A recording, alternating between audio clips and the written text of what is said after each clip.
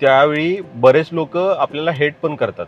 So ती लोक वाटच बघत असतात की तुम्हाला कुठला इन्सिडेंट होतोय आणि आपण कुठल्या पद्धतीने त्यांना पकडतोय, अशी वाट बघणारी पण बरीच लोक असतात.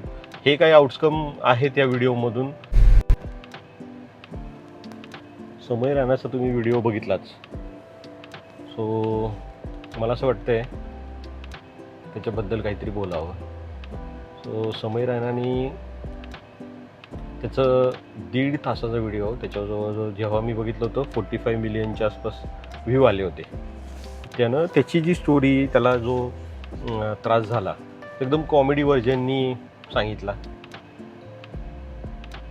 त्याच्यामध्ये त्याच्या पाठीमागं कोण कोण उभं राहिलं, कुणी त्याला सपोर्ट केला, कुणी त्याला मदत नाही केली, हे सगळं त्यानं दाखवलं.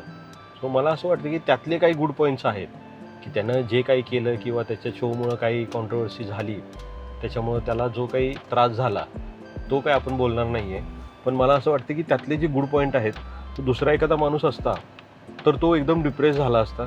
सो समय रायनाने ज्या पद्धतीने त्या गोष्टी हँडल केल्या किंवा ज्या गोष्टी त्याला सहन कराव्या लागल्या, त्या मला असं वाटतं की खूप भयानक आणि एक्स्ट्रीम लेवलच्या होत्या, की ज्याने एखादा माणूस डिप्रेस झाला असता किंवा दुसरा एखादा माणूस असता स्वतः काय केलं असतं त्यांनी माहीत नाही.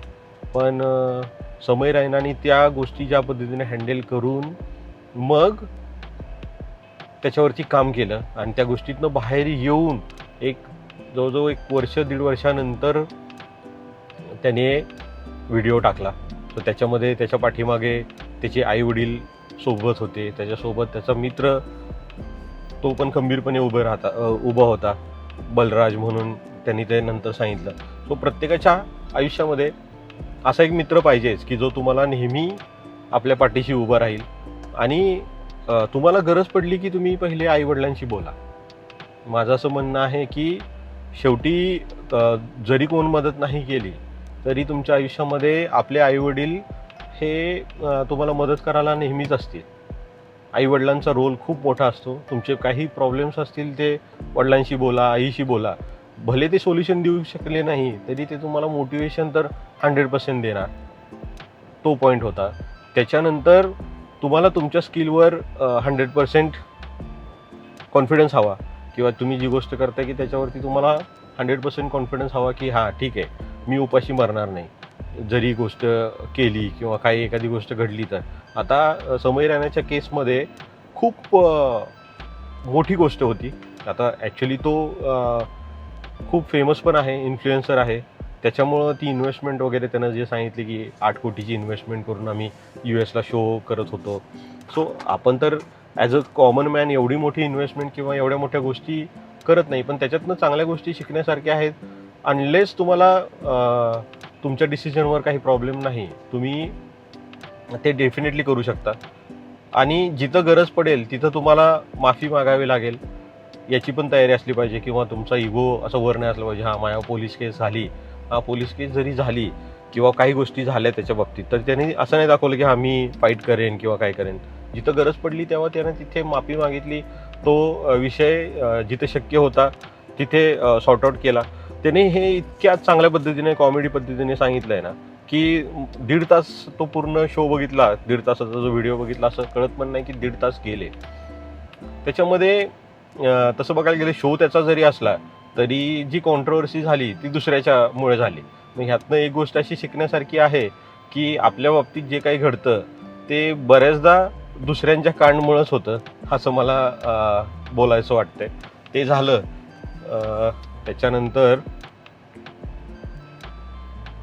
जे लोक आपल्याला असं म्हणतात की आम्ही तुम्हाला वेळेला मदत करू पण वेळेला कोणच मदतीला येत नाही, असं पण आपल्याला त्याच्यातनं कळतंय.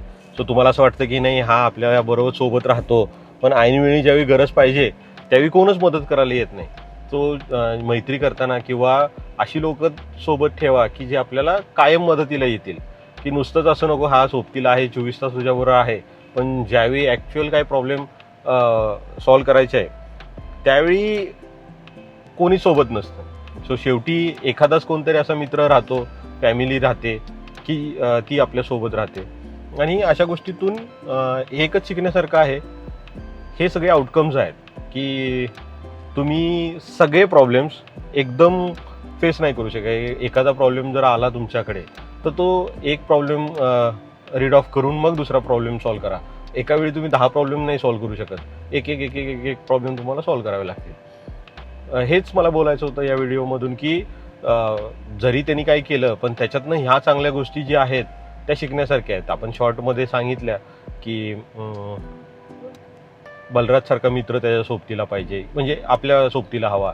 काय गरज पडली की आपल्याला पहिल्यांदा आपल्या आईवडिलांशी बोललं पाहिजे, हे आहे. पण प्रत्येकजण आपल्या मदतीला येईल असं पण नाही. प्रत्येकजण एक गोष्ट आपण जेवढं फेमस होऊ त्यावेळी बरेच लोक आपल्याला हेट पण करतात. सो ती लोक वाटच बघत असतात की तुम्हाला कुठला इन्सिडेंट होतोय आणि आपण कुठल्या पद्धतीने त्यांना पकडतोय अशी वाट बघणारी पण बरीच लोक असतात. हे काही आउटकम आहेत या व्हिडिओमधून.